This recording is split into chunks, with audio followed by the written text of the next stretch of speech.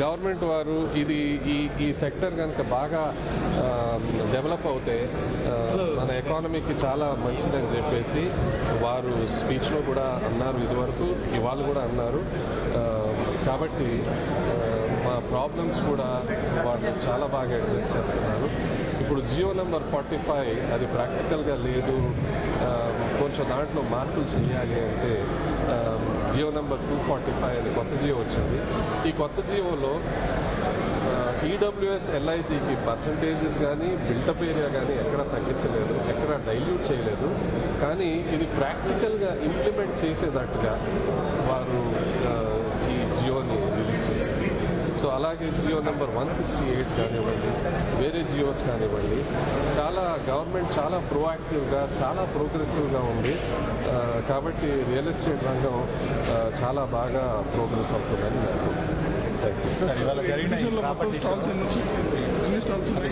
Sir. ఈ property షోలో nearly 200 participants ఉన్నారండి. 200 పార్టిసిపెంట్స్ ఉన్నారు. దీంట్లో రియల్ ఎస్టేట్ డెవలపర్స్ ఉన్నారు.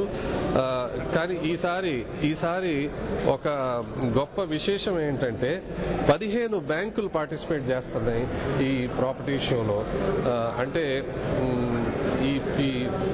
ఈ ప్రాపర్టీ షోకి వచ్చే విజిటర్స్ వాళ్ళ ప్రాపర్టీ చూస్ చేసుకోవటం కాదు, కాక 15 బ్యాంకులతో అండర్ వన్ రూఫ్ వాళ్ళు మాట్లాడి ఇంట్రెస్ట్ రేట్స్ డిస్కస్ చేసుకుని వాళ్ళ లోన్ ఎలిజిబిలిటీస్ డిస్కస్ చేసుకుని అన్నీ ఒకటేసారి ఫైనలైజ్ చేసుకునేటట్టుగా ఫెసిలిటీ ఉంది ఇక్కడ. వేరియేషన్ ఇక్కడ properties all types of properties ఉన్నాయి. Independent villas, apartments, commercial office spaces, అదే బడ్జెట్స్ 40 లక్షల నుంచి 4 కోట్ల దాకా బడ్జెట్ లో ఉన్న ప్రాజెక్ట్స్ ఉన్నాయి.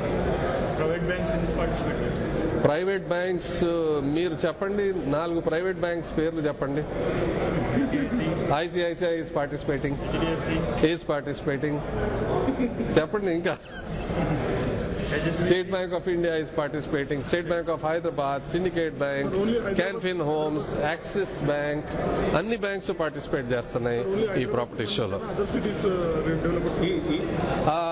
మెజారిటీ చాలా మట్టుకు 95% హైదరాబాద్ డెవలపర్సే పార్టిసిపేట్ చేస్తున్నారు ఇక్కడ.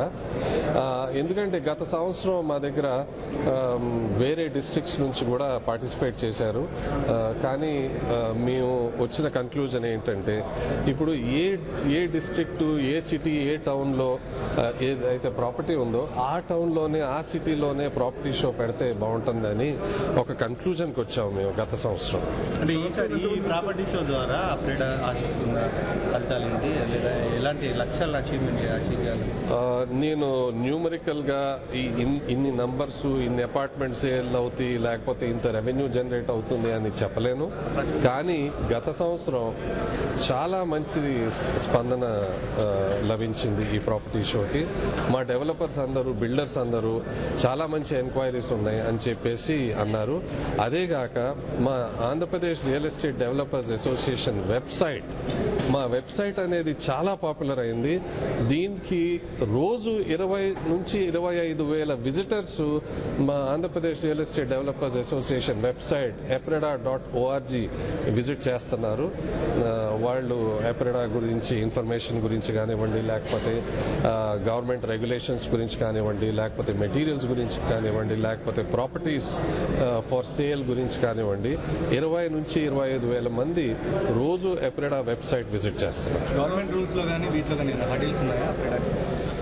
హర్డిల్స్ అని ఉంటాయి, కానీ గవర్నమెంట్ కూడా చాలా ప్రోగ్రెసివ్ గా, చాలా ప్రోయాక్టివ్ గా ఈ హర్డిల్స్ అన్ని వాళ్ళు కూడా క్లియర్ చేయడానికి మమ్మల్ని ఎంకరేజ్ చేయడానికి వాళ్ళు ముందుకు వస్తున్నారు. ఎందుకంటే ఈ రియల్ ఎస్టేట్ కన్స్ట్రక్షన్ అనేది అగ్రికల్చర్ తర్వాత హైయెస్ట్ ఎంప్లాయ్మెంట్ జనరేటర్. అలాగే రియల్ ఎస్టేట్ సెక్టర్ నుంచి 40% రెవెన్యూస్ అన్ని మళ్లీ గవర్నమెంట్ కి in the form of taxes వెళ్తాయి. కాబట్టి దీనికి మంచి ఎంకరేజ్మెంట్, చాలా ప్రోగ్రెసివ్ గా ఉంది government of Andhra Pradesh. Andhra Pradesh. Sir మేము ఫస్ట్ ప్రాపర్టీ షో చేసినప్పుడు 2010లో 20 నుంచి 25 వేల విజిటర్స్ వచ్చారు. సెకండ్ ప్రాపర్టీ షో మేము last time property show conduct చేసినప్పుడు రైల్ రోకో యాజిటేషన్స్ అవుతా ఉన్నాయి, అయినా కూడా 40 నుంచి 45 విజిటర్స్ వచ్చారు. ఈసారి మేము దాదాపుగా 90 వేల విజిటర్స్ వస్తారని చెప్పేసి మా ప్రాపర్టీ షో ఈ 2 రోజులు కలిపి అనుకుంటున్నాం.